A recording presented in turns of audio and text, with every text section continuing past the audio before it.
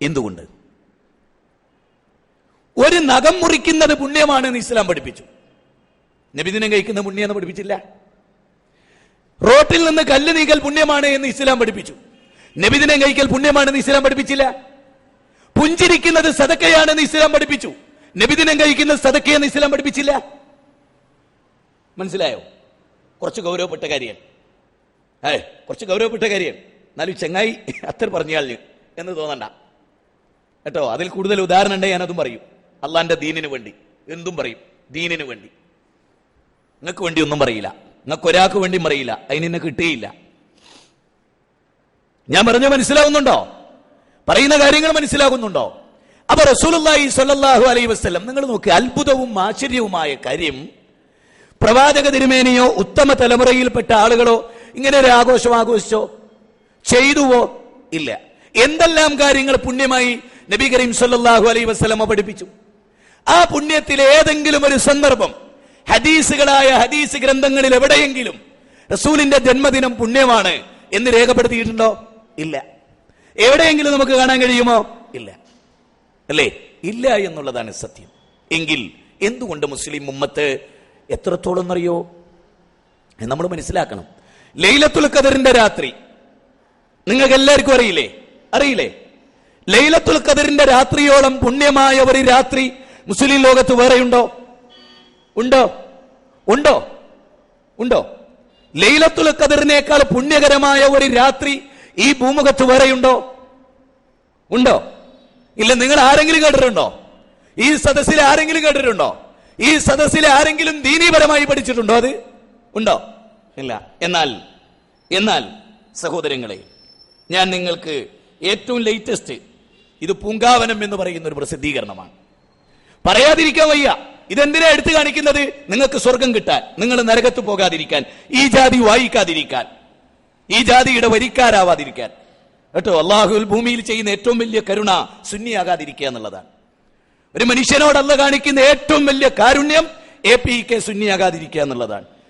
അങ്ങനെ ഒരാളാകുന്നില്ലെങ്കിൽ ഒന്ന് നിരീശ്വരവാദിയായാൽ പോലും സാധ്യത ഉണ്ട്.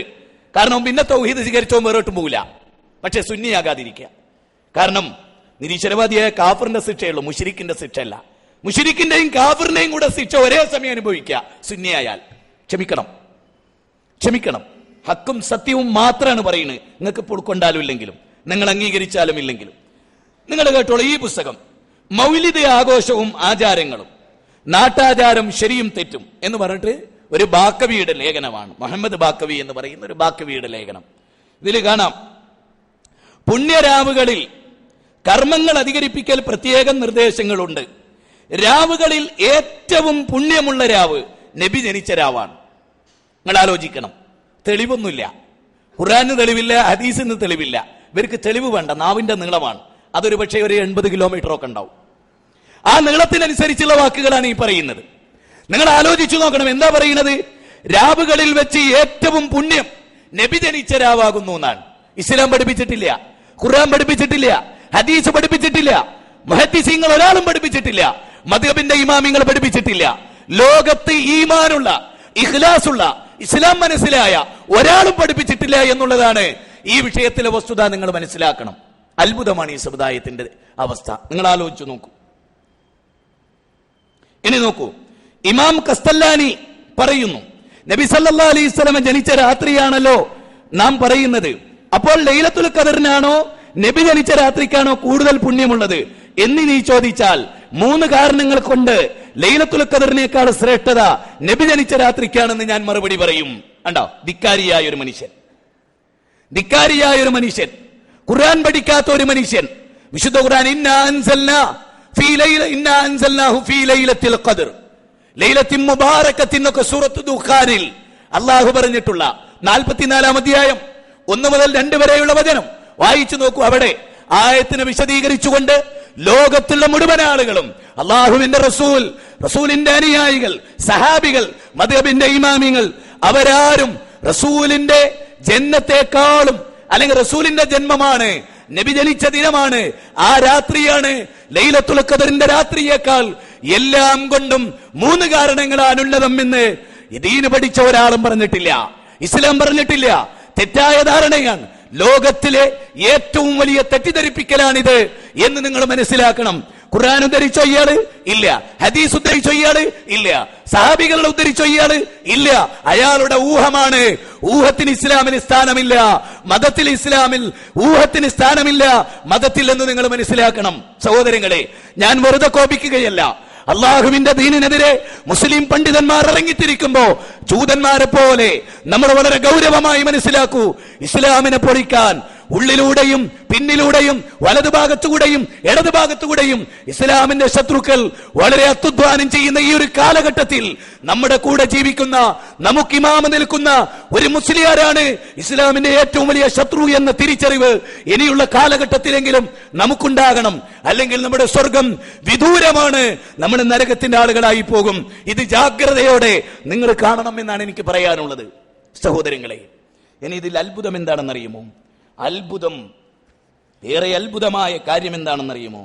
വിശുദ്ധ ഖുർആനിൽ നിന്ന് തുടക്കം നോക്കൂ നിങ്ങൾ. ഈ പൂങ്കാവനം 2008-ലേതാണ്. 2008 മാർച്ച് മാസത്തിലേതാണ്, ഈ മാസത്തിലേതാണ് പറയുന്നത്. നിങ്ങൾ കേട്ടോളൂ. മൗലിദ് ആഘോഷം ഇസ്ലാമികമായി പുണ്യകർമ്മമാണ് എന്നാണ് തുടക്കം തന്നെ. ഇസ്ലാമികമായി പുണ്യകർമ്മമാണ് അള്ളാഹു പറയുന്നു. അപ്പൊ എന്താ വിചാരിക്കുക? മൗലിദാഘോഷം പുണ്യകർമ്മമാണ് എന്ന് പറഞ്ഞിട്ട് അള്ളാഹു പറയുന്നു എന്ന് പറഞ്ഞാൽ എന്ത് മനസ്സിലാവും? മൗലിദാഘോഷം പുണ്യാന്ന് അള്ളാഹ് പറഞ്ഞിട്ടുണ്ട് അല്ലേ? അള്ളാഹു അംഗീകരിച്ചിട്ടുണ്ട്. പണ്ഡിതന്മാരെ, നിങ്ങൾ അള്ളാഹുവിനെ പേടിക്കുന്നില്ലേ? എപ്പോഴെങ്കിലും അള്ളാഹുവിനെ കണ്ടുമുട്ടും എന്ന കാര്യത്തിൽ നിങ്ങൾ ആലോചിച്ചു നോക്കണം. ഈ കൗമിന് ഒരു ബോധവുമില്ലേ? പിന്നെ എന്തിന് നമ്മൾ തെമ്മാടികളായി നടക്കുന്ന താന്തോന്നികളെ പറ്റി പറയണം?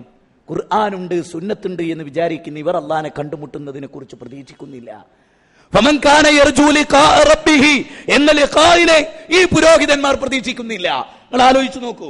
മൗലിദാഘോഷം ഇസ്ലാമികമായി പുണ്യകർമ്മമാണ്. അള്ളാഹു പറയുന്നു, അള്ളാഹുവിന്റെ അനുഗ്രഹവും കാരുണ്യവും കൊണ്ട് മാത്രമാണിത്. അതുകൊണ്ടവർ സന്തോഷിക്കട്ടെ. അതാണ് അവർ സംഭരിക്കുന്നതിനേക്കാൾ അത്യുത്തമം.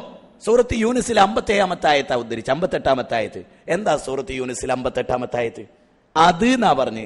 നബീനെ പറ്റി അത് എന്നാ പറയാ? ആണോ? അത് ഏത്? ഖുർആനാകുന്ന അത് അല്ലേ? നിങ്ങൾ കേട്ടോളൂ. വിശുദ്ധ ഖുർആനിൽ ഒരു ആയത്ത് ഉദ്ധരിക്കുകയാണ് ഇവിടെ. ഏത്? മൗലിദാഘോഷം പുണ്യകരമാണ് അള്ളാഹു പറയുന്നു. എന്താ അള്ളാഹു പറയുന്നത്? കേട്ടോളി. അള്ളാഹുവിന്റെ അനുഗ്രഹവും കാരുണ്യവും കൊണ്ട് മാത്രമാണിത്. ഏത്? അതുകൊണ്ടവർ സന്തോഷിക്കട്ടെ. അതാണ് അവർ സംഭരിക്കുന്നതിനേക്കാൾ അത്യുത്തമം. ഈ ആയത്ത് സൂറത്ത് യൂനിസിൽ നിന്ന്. ഇത് പൊന്നാനി അബ്ദുറഹ്മാൻ മഖ്ദൂമി തങ്ങളുടെ പരിഭാഷയും. ഫതുൽ അലീം. പൊന്നാനി അബ്ദുറഹ്മാൻ മഖ്ദൂമി തങ്ങൾ തിരുരങ്ങാടി ഖാദിയായിരുന്നു, AP സുന്നിയായിരുന്നു. അദ്ദേഹത്തിന്റെ പരിഭാഷയെ ഇത്. ഈ പരിഭാഷയിൽ ഈ ആയത്ത് കൊടുക്കുന്ന കേട്ടോളൂ. നിങ്ങൾ കേട്ടോളൂ. യാ അയ്യുഹന്നാസു ഖദ് ജാഅതുകും മൗഇളതും മിർ റബ്ബികും വശിഫാഉൻ ലിമാ ഫിസ്സുദൂരി വഹുദൻ വറഹ്മത്തുൽ ലിൽ മുഅ്മിനീൻ ഖുൽ ബിഫളില്ലാഹി വബിറഹ്മതിഹി ഫബിദാലിക ഫലിയഫ്റഹു ഹുവ ഖൈറും മിമ്മാ യജ്മഊൻ. ജനങ്ങളെ, തീർച്ചയായും നിങ്ങൾക്ക് നിങ്ങളുടെ നാഥങ്കിൽ നിന്ന് ഒരു സതുപദേശവും ഹൃദയങ്ങൾക്കുള്ള രോഗൌഷധവും മാർഗദർശനവും സത്യവിശ്വാസികൾക്ക് കാരുണ്യവും വന്നു കിട്ടിയിരിക്കുന്നു. ഖുർആനിനെ പറ്റി പറയാ.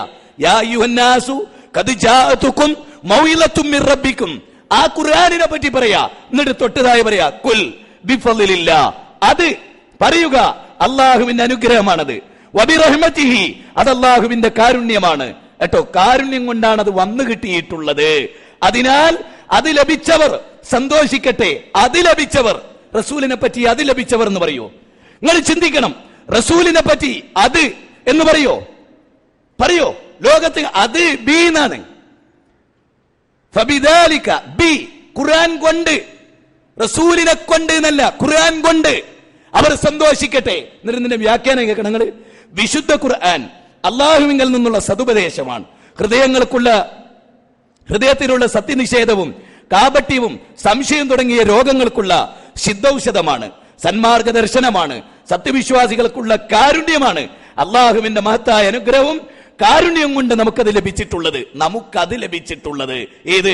ഖുർആൻ. അവിടെ റഹ്മത്ത് എന്ന് പറഞ്ഞാൽ റസൂലാണെന്നാണ് മുസ്ലിയാക്കന്മാരെ പുതിയ കണ്ടെത്തൽ. അവിടെ റഹ്മത്ത് എന്ന് പറഞ്ഞാൽ റസൂലാണ് എന്നാണ് മുസ്ലിയാക്കന്മാരെ കണ്ടെത്തൽ. യാതൊരു അഡ്രസ്സും യാതൊരു പ്രമാണവും ഇല്ല എന്നുള്ളതാണ് സത്യം. നിങ്ങൾ മനസ്സിലാക്കണം.